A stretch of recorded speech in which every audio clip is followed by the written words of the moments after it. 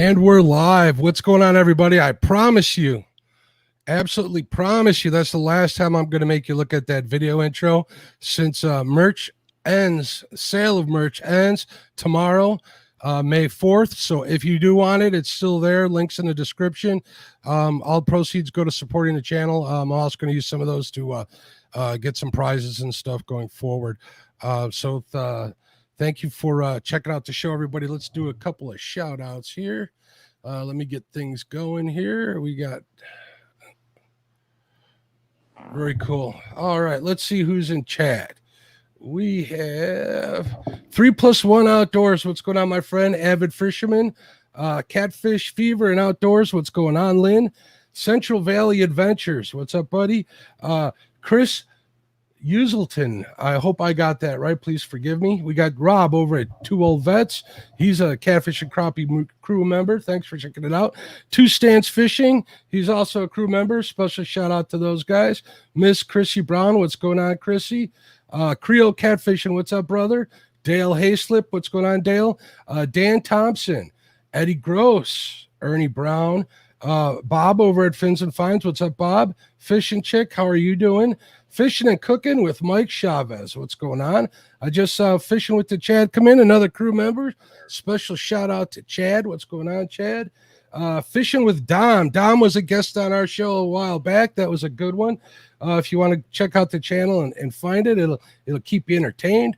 Mr. Dockery, James Dockery Fishing, Jason Lamb, John Boy's Catfishing, Just a Fishing Check, Justin's Fishing Fetish, Mo Creek Fishing, Mr. Gadget Fishing, Muskrat Adventures. What's up, Roger? Palmetto Cats. What's up, Kevin? Parker Pursuits. Hey, Jerry. Philip Williams. Team Cross Fishing. What's going on, Betty? How are you? Terry Lane. Total. Oh, that's you. How you doing, Stu? Total Angling Experience is in the chat. Twisted Fishing TV. Another crew member. What's going on, buddy? Uncle Josh, One Ton Fishing Club. What's up, Josh? Uncle Lou, Want to Be Outdoors, another crew member. Give them their special shout outs. What's going on, Matt? Team Cross Fishing. Hey, Brandon. Let's make sure I didn't miss anybody here. Avid, I said hello. Buckeye Catfishing. What's up, buddy? Chad Nolte, another crew member. What's going on, Chad? There's a lot of new names out here so thanks for checking out the channel. I'm sure it's more the guest than it is me, but if you'd be kind enough to hit thumbs up and subscribe, I'd really appreciate it. So basically what we do is we'll go through, we get everybody their shout outs, which I hope I did. If I missed anybody, if you come in later, if I have it, I see a Steven Pendley. What's going on, Steven? He's another new one. If I happen to notice it during the show, I'll try and shout you out. But if I missed you, please forgive me. Like, no, I see a Snake River Catfish Slayer. What's going on, Snake River? I try to get everybody, Stu. Got to, yeah. I really do, because they're all pretty important. It's a pretty tight family here. So, all right. Welcome to the Catfish and Crappie podcast, everybody. Thanks for checking it out. We got a full house, more people coming in. I really appreciate it. More people like Fishing Frustrations. I see Ray Smith. I see Eric Burnside. Everybody's got channels out here too. So if you guys come and watch the show after the fact, if you're listening on podcast, you can also visit their YouTube channels once you've subscribed to mine. Cool. So today we have Stu from Total Angling Experience. What's going on, Stu? How's it going, everybody? I've been wanting to have Stu on my show for a while. I've been kind of booking guests here and there, and I have a habit of going to sleep while listening to some podcasts, and one of the podcasts that I really enjoy listening to is the Meat Eater podcast. It's one of my favorites. If you're a podcast listener and you haven't checked it out, I highly recommend that you do. There's really some pretty cool stuff, hunting and fishing. They also, the Meat Eater crew also has a fishing podcast called Bent, which is, I believe, Joe Sorelli. If he's out there listening, forgive me if I misspelled your name, from Hooked Fishing. That was an awesome show on YouTube for a long time, but he's running the fishing department over there at Meat Eater. And back to the story. I'm laying in bed listening to the podcast, and I hear them mention Stu's channel and Stu's name on there. And I'm like, man, I better get Stu on the show before he gets too big for me. Gabby Goose in the house. What's going on, Gabby? How are you, dear? I'm I'm honored and privileged, and I think I'm pretty lucky to get a hold of him now. Thanks for doing the show, Stu. Hey, thanks for having me. So, Stu, I usually like to ask my guests, kind of get going and get our conversation started about how they got into fishing, or in your case, the whole fishing and hunting way of life that you honestly lead. Yeah, so I mean, I've been fishing since I was, little bitty. I never really had a grandpa growing up. Both my grandparents they died before I was born, so I had a great uncle that he took the role of grandpa, and he had a real close friend, and they were kind of my role models growing up.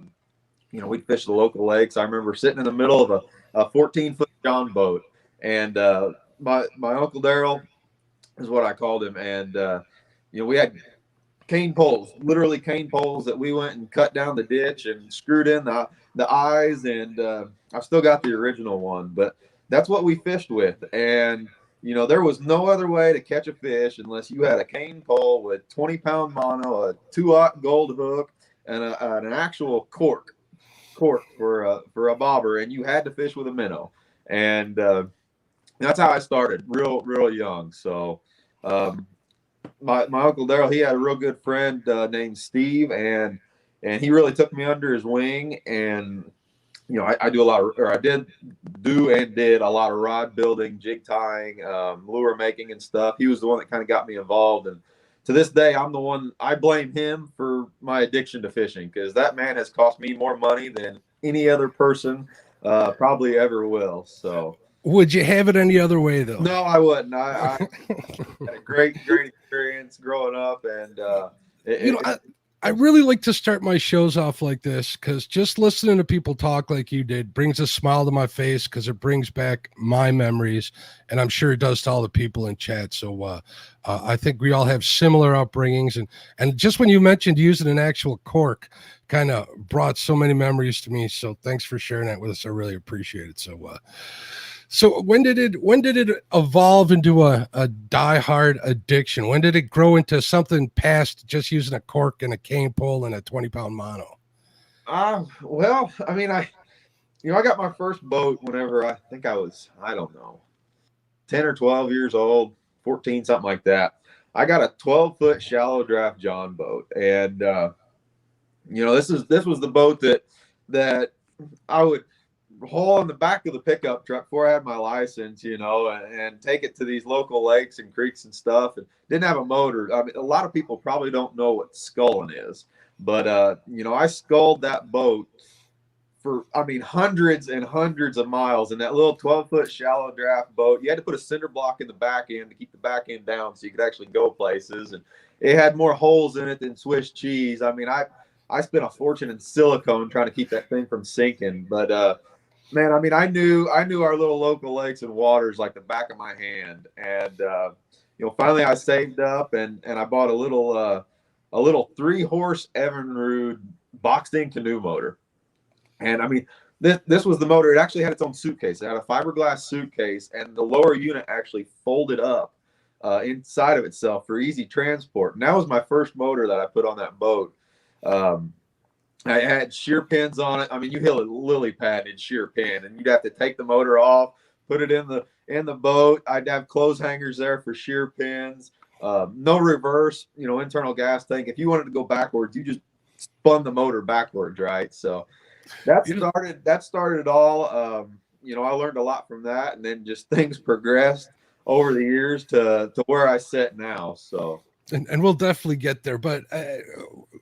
After hearing you talk about, the early beginnings and stuff, that made you a better angler, though, didn't it? Oh, for sure. Having to figure it out the hard way first, correct? Yeah, a lot of people look now. You roll up to the boat ramp, and of course, everybody knows I got this big 25-foot boat or whatever, and they're like, oh, you got all this, and I'll tell you, I started with a cane pole and a 12-foot John boat, just like everybody else, So it wasn't just. I got handed that, by any means. You earned the big fish and the limits and the freezers full of meat and stuff. You earned that over time, right? caught a bunch of fish back then too. You know, I mean, back it's like, well, that was a lot easier. I got now, going. We still caught fish. So. now you're busy packing all that extra gear and learning the technology in order to get out there and do what you were able to do by just sheer effort back in the day, though, right? Yeah, yeah. I have that internal struggle all the time on whether or not it's worth it, and ask myself, but it always goes back to, yeah, it's worth it because I like all that stuff. So, all right, we got a couple more people. I want to make sure I say hello to D. I don't want to miss D. Hello, D. I want to say hello to Katie.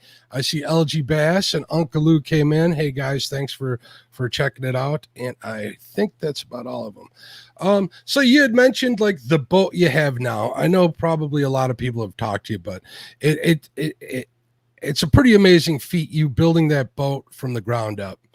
And I'm not even going to lie, I've watched that series and that ending video, the one where you kind of put it all together a couple of times. So I'm like, man, I can imagine you slept well after moving all that aluminum around every night, right? Yeah. Yeah. That was a lot of work, and it was a large undertaking. And how much help did you have? Because in the video, I don't recall seeing too much help.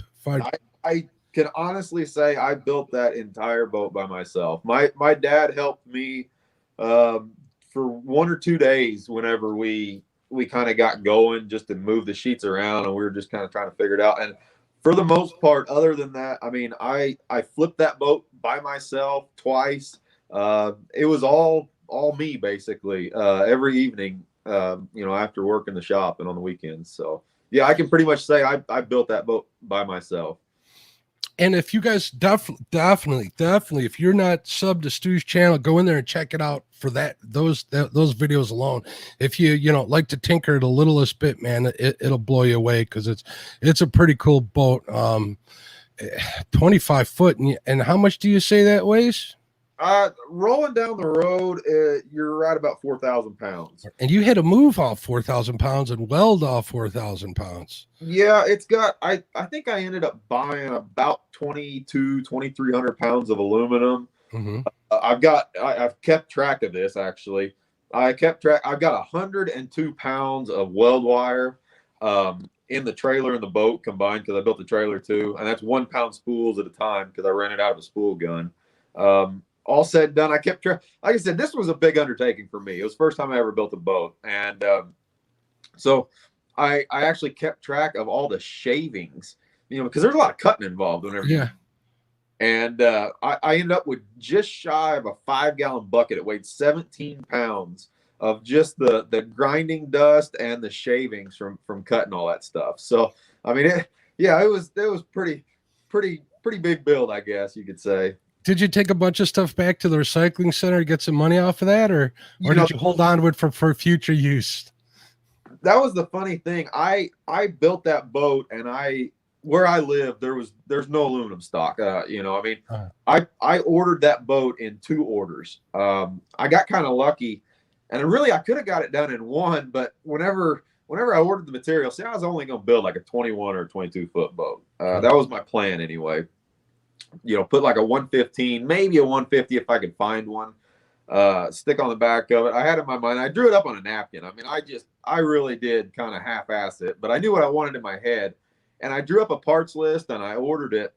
And I get the call at all the materials in. And the guy said, they actually take those big sheets of aluminum. They take them off a big roll. Mm-hmm. And they unreel them. Well, I had ordered 22 foot material thinking I was going to lose a foot. I didn't know what I was doing. And whenever I ordered it, he said they'll only take off 25 feet at a time.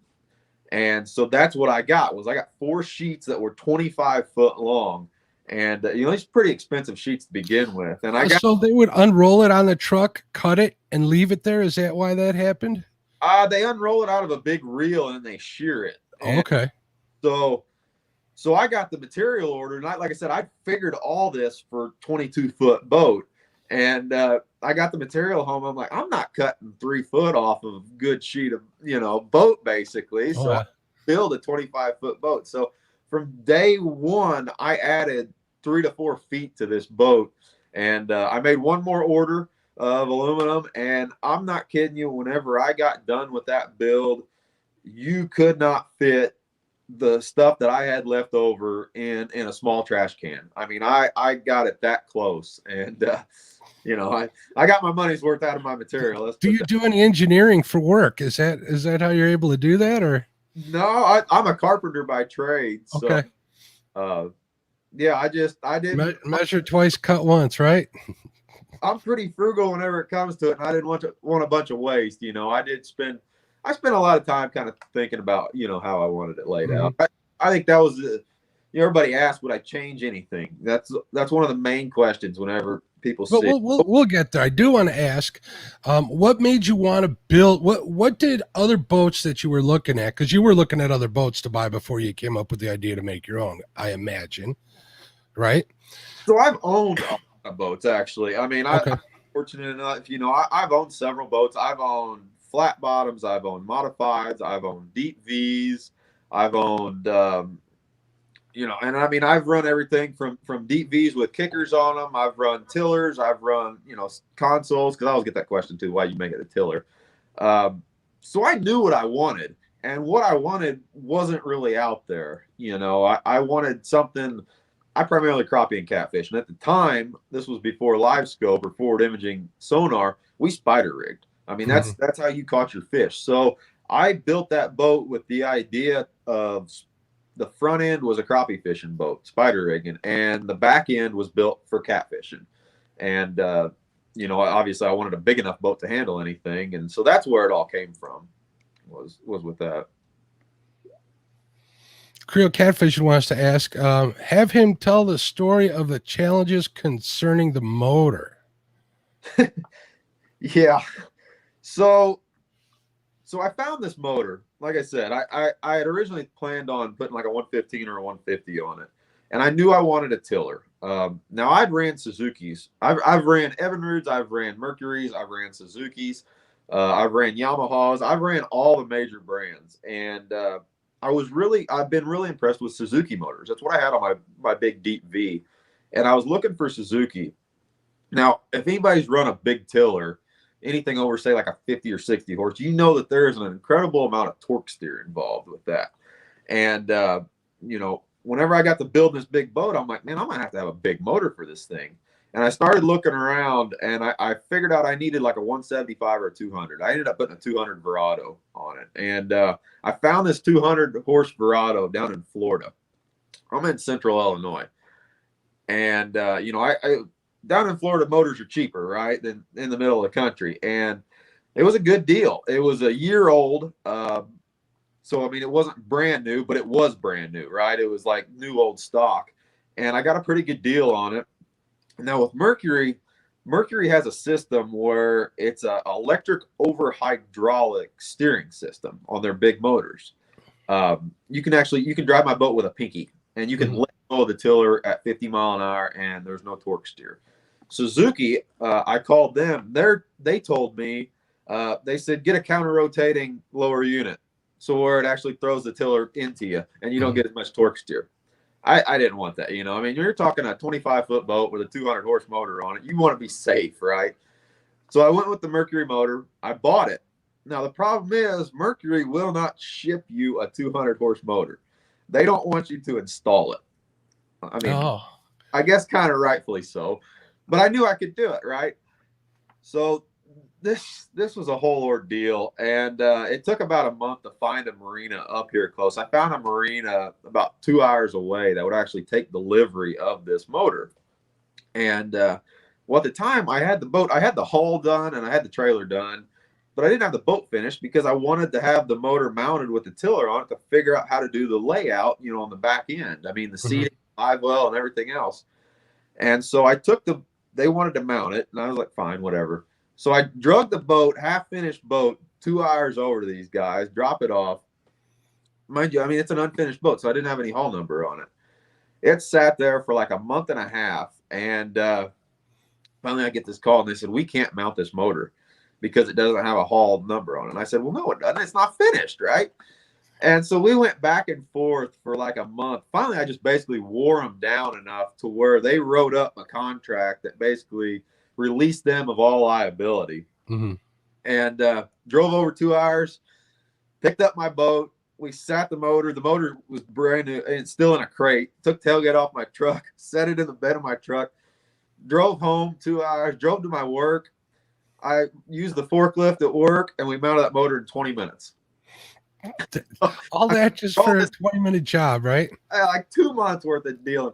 So then I have to put this tiller handle on it, right? This is a whole system. It's electric over hydraulic pump. There's a whole separate pump. It's all electrically driven.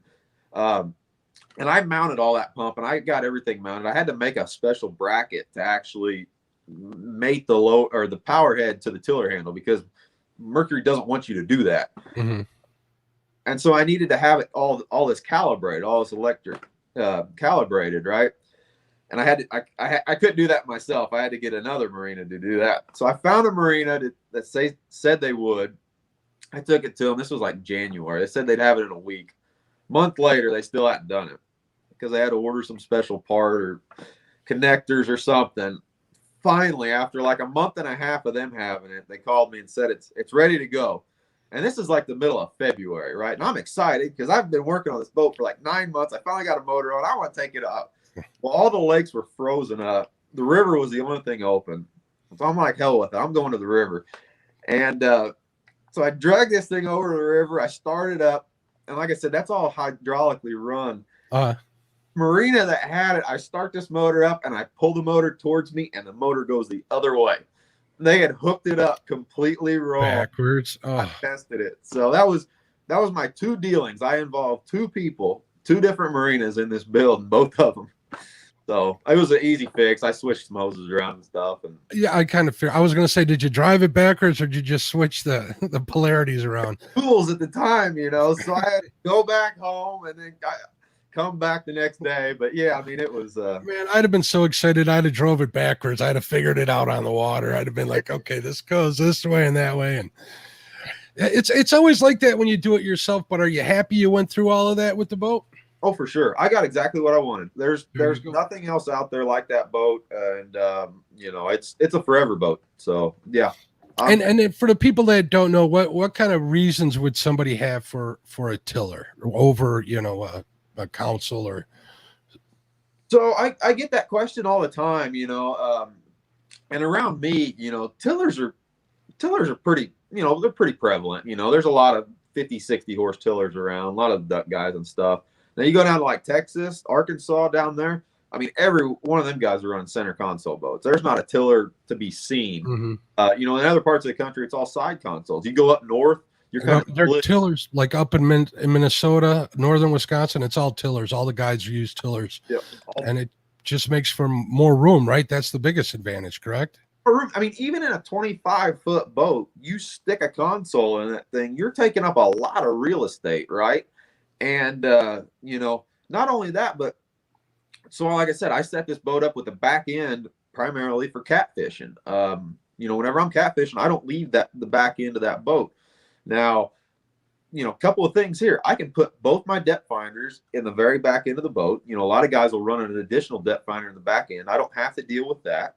I've got full access. And you're sitting right over those transducers, right? Which is another advantage. You've got your screens right there. Mm-hmm. You've got full access to the back end of the boat. Traditionally, all these catfish boats, they've got giant live wells in the back that you got to step up onto. So you essentially, and then you got to have raised rod holders, where you're bending down to get your rods. I can walk up within a foot of the back end of my boat, and my rod holders can be gunnel high, because I don't have to deal with all the live wells because I pushed all that stuff forward. Mm-hmm. Trolling, you're right there at that tiller.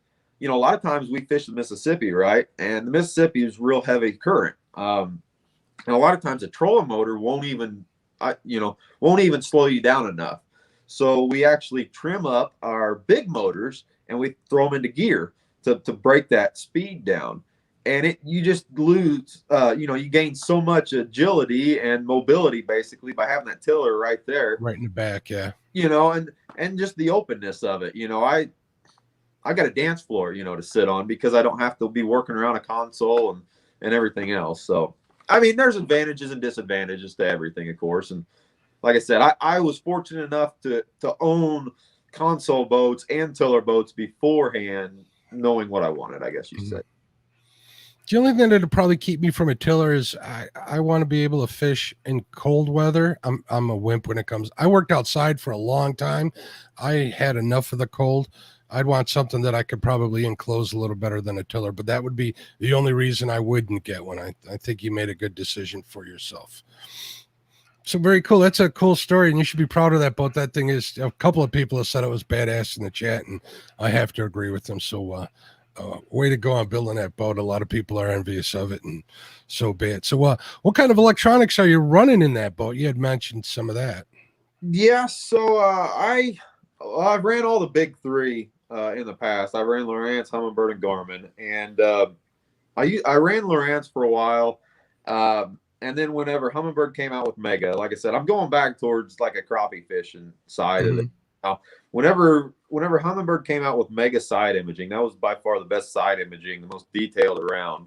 And so I run two 12-inch helixes on my boat now, and I did that for the side imaging. And then, of course, a year after I built that boat and bought all those electronics and LiveScope came out, Garmin did. So then I had to get Garmin too. So now I run a 1222 GPS map, which is a dedicated LiveScope monitor up front, and then I've got a 1022 in the back as well that I use for mapping, and I can also hook up an additional LiveScope transducer for fishing in the back of the boat, basically. One thing's funny, like with Humminbird and Garmin, mapping is huge. A lot of people, I think, really underestimate the power of a mapping chip.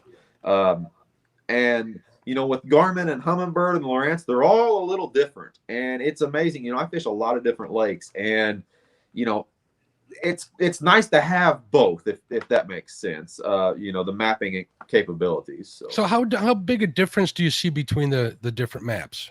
Huge, and it's a lake. You go up north. A lot of the Garmin stuff is a little off, maybe 50, 60 foot off, where the Humminbird stuff could be right on.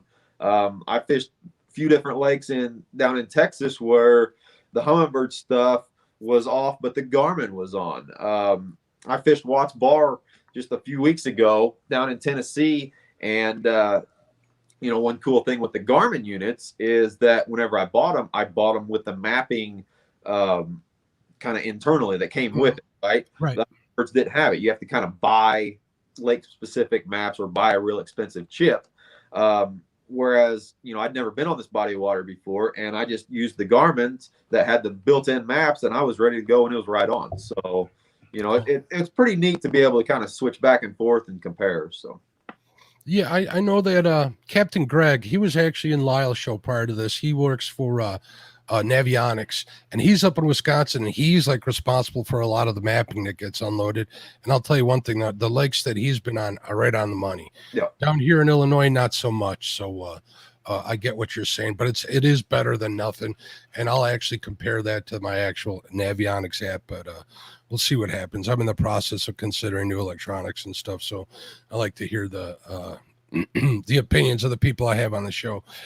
Speaking of LiveScope, I saw your last video last night. I don't know how much we want to talk about it or if we need to just have people come and check it out, but it had to do with one of the pictures of that. Well, actually the picture of a spoonbill on the thumbnail that I put together for you.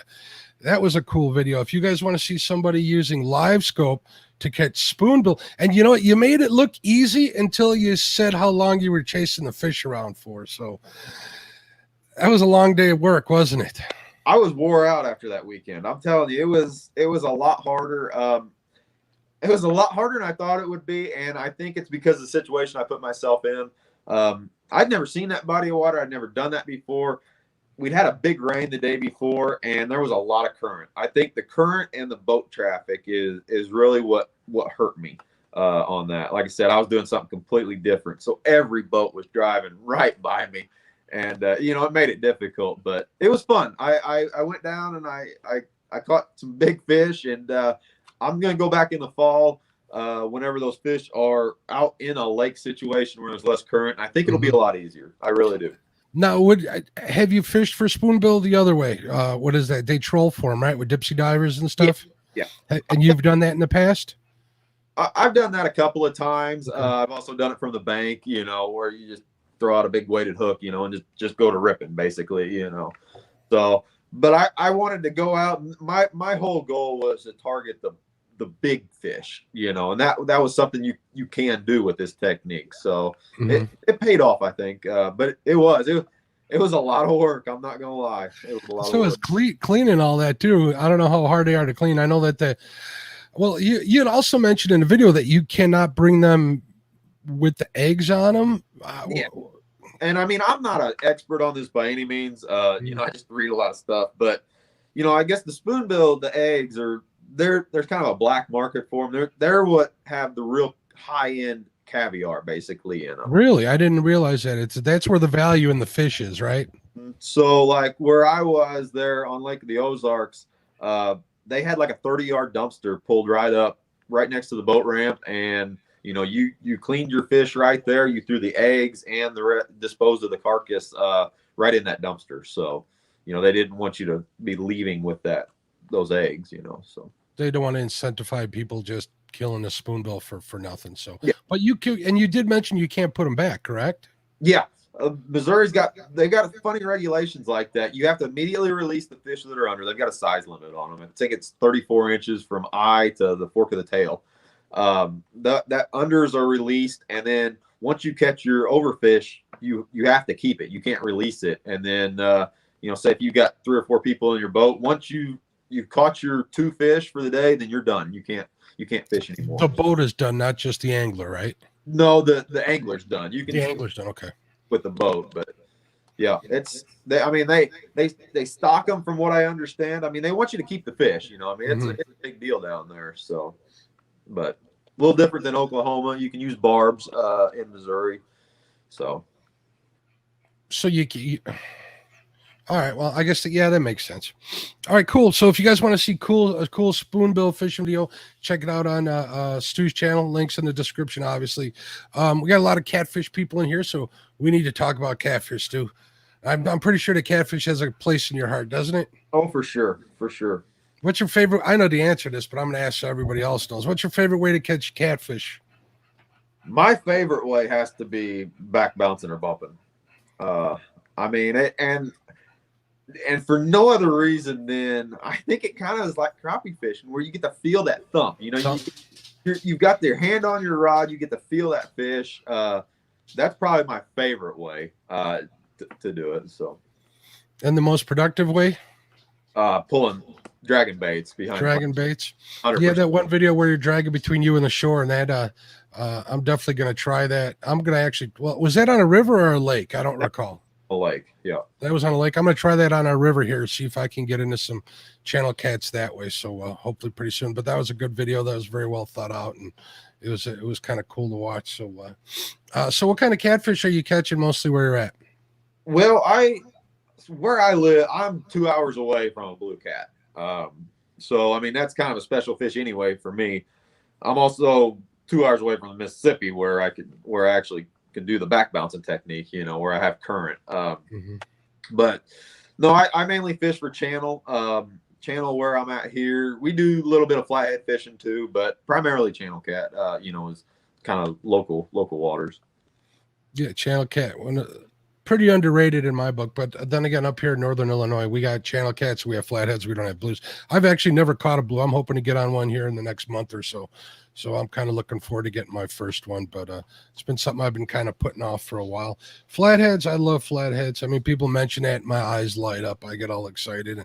I get that flathead fever, but I get that way about crappie too. Like when we were talking before the show, I hear people getting limits, or I saw that stringer of crappie on one of your last videos of, oh man, those things were tanks. What were they, all around 12 to 14 inches? Yeah, they were all 13, 14s. 13s, 14s. That's incredible, man. I catch a 10-inch and I'm happy. Could imagine getting a 6-pack of 13-inch, 14-inch crappie. I'd be really excited. That would make my week. So how's the spawn going down by you? The crappie spawn. Are they in full effect, or are they done yet? We're in. I'd say we're on the tail end. Not tail end, but we're over halfway. Yeah. The funny thing about our lakes around here is everybody thinks crappie spawn, real quick. And there's waves of crappie coming in for the next month. It's all how you want to fish for them. Some people want to go shallow and stay shallow the whole time. I like to stay, kind of in that transition. Those fish are a lot less affected by weather conditions. Because in the springtime, obviously you're getting cold front after cold front, but then again, it's windy all the time in the spring. So, sometimes you got to stay close to shore. But for the most part, those bigger females, in my opinion, they don't stay up real shallow like everybody thinks. They'll go up, do their business, and they'll go right back out where the food is. Those big females, they got to eat. So to target the bigger fish, I'm usually staying a little bit offshore for the most part. Just to answer Epic's little statement there, you can use crappie for bait. I don't CPR crappie, not many of them. So if it's going for bait for flathead, I think, or a blue, I'm pretty happy either way. So I don't care if people are using bass for bait. I'm not one of those guys. So what are you looking for as far as the spawn goes for we'll start with crappies. When do you know they're in full effect, or is it just by where you're finding them? Well, I follow the crappie. I fish all year. We freeze up here for a couple, 3 weeks a year usually. And I'm fishing every single day. I'm breaking ice, and I'm fishing every single weekend that I can. So I will follow those fish around here. It's usually sometime in February is where they'll come out of their winter holes. And, we're fishing all lake and reservoir fish here. And for the most part, it's not like a river system. I was down on Watts Bar a couple weeks ago. There's fish everywhere in that lake. For the most part, in our reservoirs, the fish will push to the north end or the shallow end of the lake. So if you're fishing them in the winter, you're going to know as those fish start progressing, to the far end of the lake or the warmer water. And I basically follow them from one end to the other every year. And once you do it a couple of times, you can pretty much mark your calendar, by how those fish patterns are. And that's kind of how I follow them anyway. Yeah, those ice out crappie are always that's like my favorite time of the year when the ice on the north end start. Well, yeah, the north end of the places I fish are the shallow parts. They're big shallow flats, and when that ice is gone, man, game on. I'm there every day until they're there. So I know exactly what you're talking about. And then they'll leave again, and then they come back again for spawn and so on. So yeah, I've been following them around too. So what are you looking for catfish? When's your favorite time of the year to fish for them? Are you following them around in the same way? What's up with that? I am to a degree. I gotta be honest. I like catching them crappie.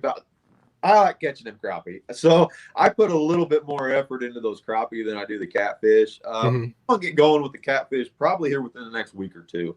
Once that water starts really warming up, it's about time of year I start really bow fishing hard. Once those buffalo and carp start going shallow, that's telling me that those catfish they're starting to come up shallow. The shad are starting to spawn.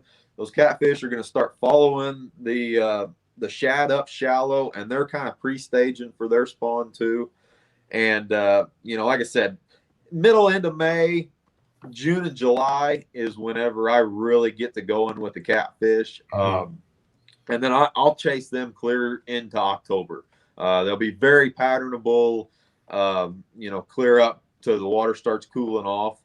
As the shad population explodes, you start going over the river. The hotter it is, the better the fishing is, on the rivers too. So that's kind of I target them. I really want to catch them crappie before the spawn. That's whenever they're the biggest, so I really put a lot more. And cold water don't hurt either, does it? No. So, but no, we're going to get right going with the catfish here.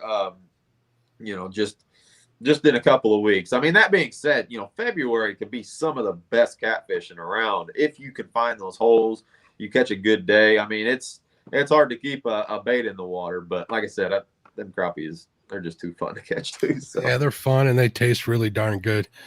Only thing that's kind of comparable to crappie is perch, and we won't get into that. Does you ever? Well, maybe we will. You ever do any perch fishing?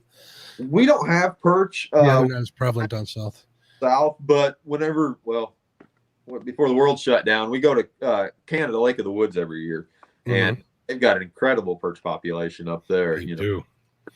big perch. So normally I spend at least a day, on our trip catching the big perch up there. So Minnesota ain't so bad either. So you might want to stay this side of the border if you can't go next year, but because Canada's pretty hardcore closed, I don't see it changing anytime soon. So no, our buddy Brian Brosdale up there, he'll take care of you if you're looking for a guide too. And he's got Suburbans on tracks. How about that? This is an old joke. I keep telling Lyle we're going to get him in there. We're going to get him out on the ice. He just says no. So back to what's your favorite way of cooking crappie and catfish? I mean, you just can't beat fried nandies. I mean, you really can't. You can do it a whole bunch of different ways, but and to be quite honest, I would rather have catfish than crappie any day. Really? Oh yeah, 100%. Crappie just has no flavor. If I'm gonna eat a fish, I want to know that sucker was swimming. So I'd rather take a good catfish out of some big deep water that was cleaned up right, and a little juicier, got a little bit more flavor in my opinion. But I use Andy's Red, as my primary batter, and that's hard to beat. I mean, you can go the extra mile and use peanut oil, or do you just use vegetable oil? Oil. I'm not gonna buy peanut. Yeah, I'm not that picky either. I'm not that kind of person. This stuff ain't cheap either. Vegetable oil at least a little cheaper. I go to the Spanish supermarkets here, man. I get it for half the price I get it at Walmart through them guys. So I'm a happy man with vegetable oil. So I know exactly what you mean about crappie being, it not I consider crappie like a blank canvas. So it tastes like whatever you put on it. And it has that fish texture, but I still like them. I adore them. Catfish has that little metal twang, that little metal kind of taste, almost. I don't want to say, how liver has that metally taste to it. I think catfish are a little bit the same way. Maybe I don't take enough of the fat or the bloodline out, but we can talk about that too. Let's talk about cleaning fish. I know that you're kind of the same school I am about cleaning. Well, I'll let you explain your philosophy on what's waste and what isn't when cleaning fish.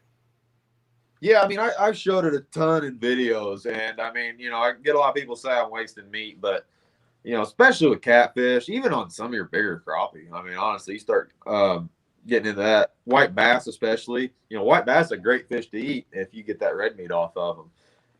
If there's red meat on a fish, it's coming off before I'm eating it, and same way with the yellow. The yellow, I think, and it comes and goes. I fished a lot of different lakes, and I think, a lot of it is, kind of lake specific. But you pull that yellow meat off that fish, you pull that red meat off, and that's the only way to do it, in my opinion. Same way with catfish. Days are gone of the whole skinning them with pliers, all that crap. I've showed a ton on my videos. You fillet them suckers, knock them sides off, keep that knife high. Run over that red meat, pull that yellow meat off of them, and you've got just an awesome piece of meat. Same way with white bass. I think white bass, they get a bad rap because people don't get them cold quick enough. White bass they'll die real quick, even in a live well. You throw them on ice, like I said, lift that knife up, pull that red meat off of them, and you got a solid white piece of meat. Yeah, that's a big kind of tip that I kind of learned on my own. Get them cold, even if you got to ice them overnight, and you'll be better off in the morning. So makes it easier, right? Well, it sucks all that blood out of that center of their body. And another thing I picked up from like the salmon guys up here is I'll bleed them before I bring them home. Yeah, that makes a good difference too. So while they're still able to pump that, so let's talk a little bit about your fishing or your hunting channel, Coon Creek Outdoors. How long have you had that channel? It's been a while, right? Yeah, so that's my main channel. I don't know whether or not, I don't want to offend anybody, whether or not your audience agrees with it or not.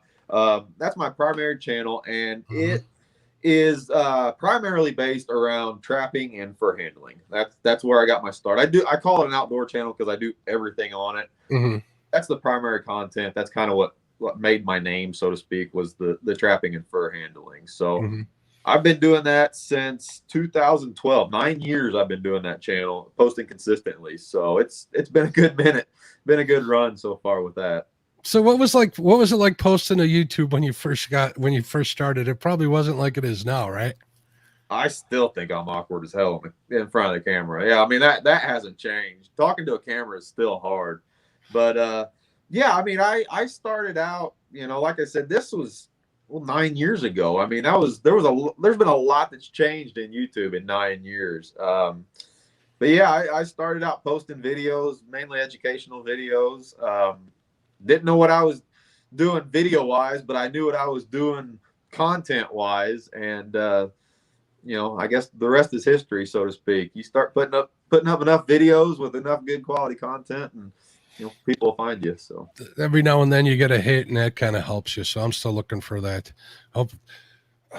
Very cool, and mega kudos to you for not giving up. That's a long time to be putting content out there. You must really enjoy it though, right? Or else you wouldn't do it.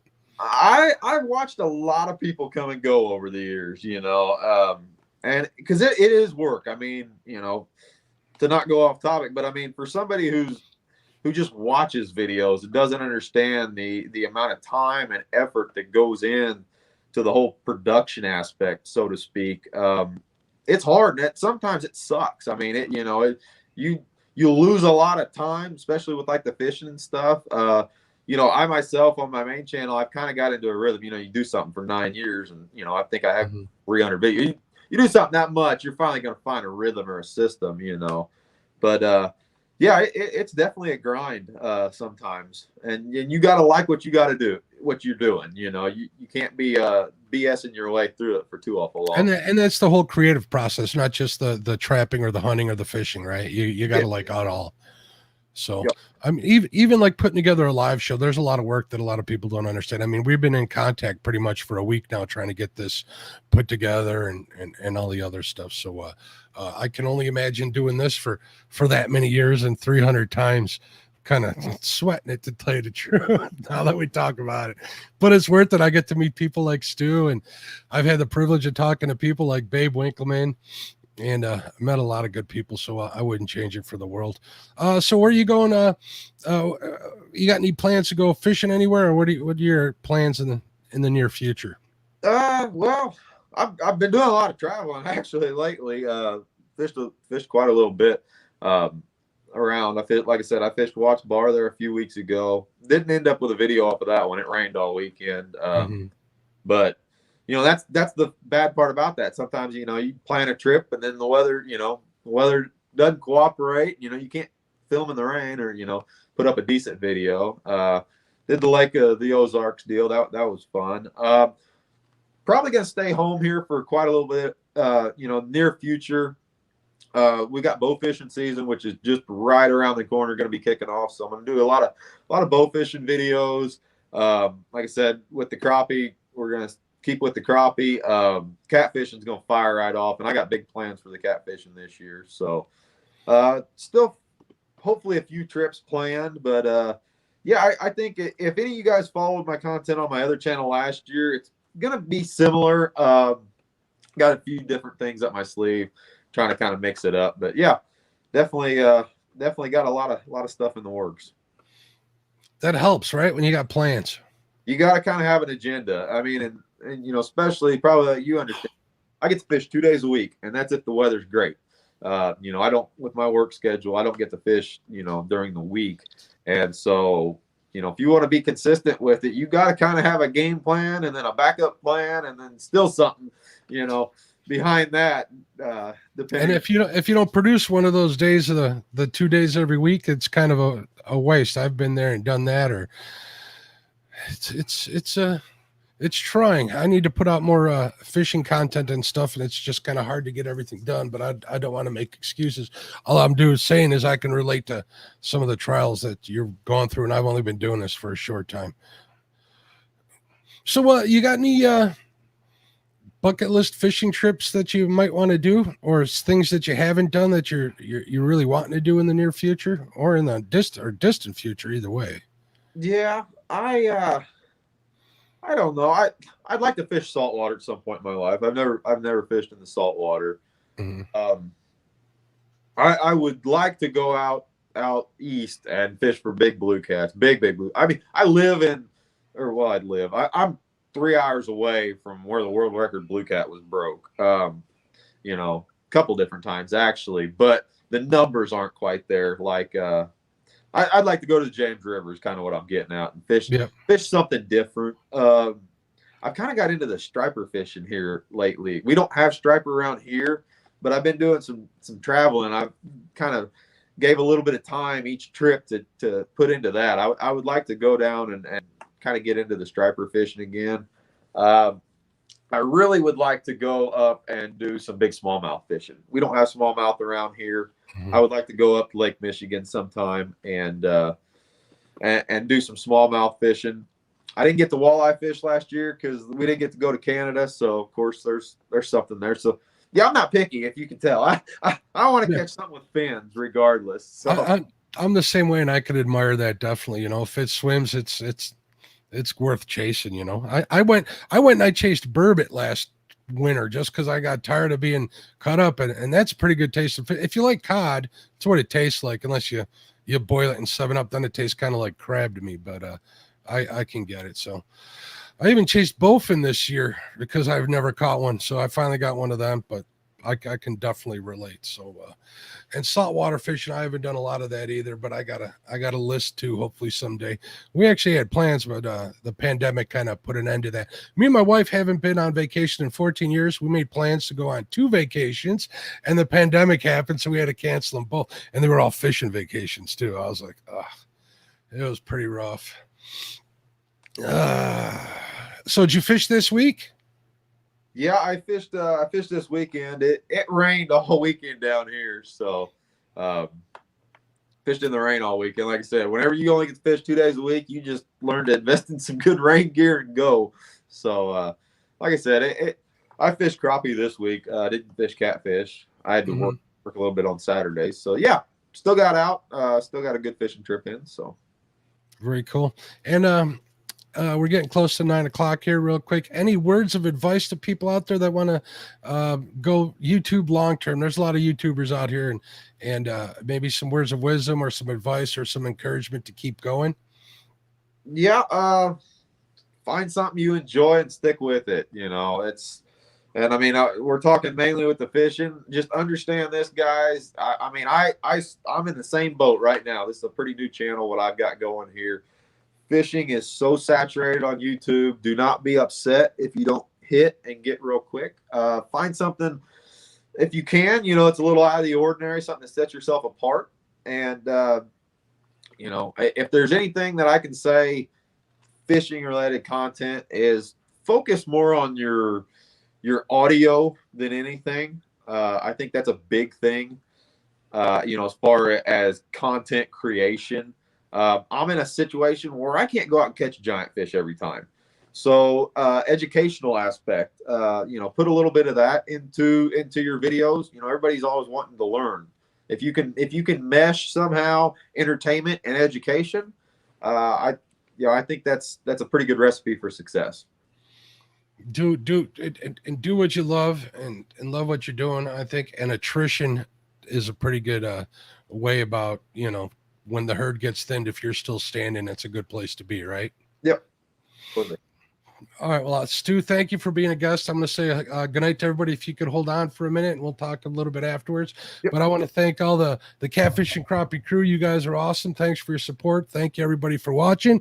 I want to make sure that you guys check out Roger tomorrow night on his channel. We got James on his Wednesday. Thursday night, obviously, the Bait Shop, one of my favorite shows. My next favorite on my show, even a little more favorite, is Panfish Nation on Lyle Stokes' channel, Panfish Nation. I'm a part of that. That's really a labor of love for all of us. Check that out. Make sure you subscribe. Friday nights, you got Stan and Creo over on Stan's channel. Saturday night, Mike Greenwell. Sunday, you got Palmetto, and of course, Avid Fisherman. And then Monday, we go back to Catfish Weekly. Thank you guys for checking out the show. I appreciate all your support. Holler out to the Catfish and Crappie crew. You guys are awesome. We're going to have a Catfish and Crappie crew members only stream later this week. So watch the social tab on the Catfish and Crappie page, and maybe I'll make an announcement on Facebook. But thank you guys for watching. Hopefully you guys have a great week. Get out there and fish. All right. Bye-bye.